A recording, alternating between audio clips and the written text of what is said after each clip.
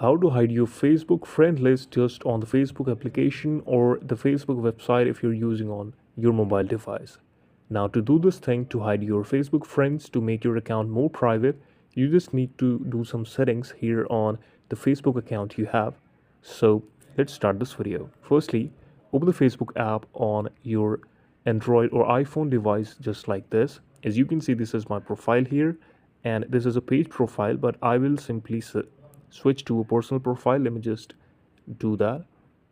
Here I am signed into my personal account and then I will click on this left top of the screen, that is my profile icon here, and then here you will have an option called three dots just on the right side of the edit profile option.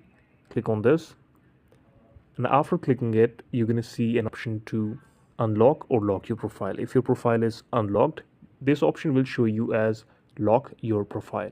You can simply lock your profile in order to hide your friend list with the person they are not friend on your Facebook account. This is how you can exactly do it. Thank you so much for watching this video.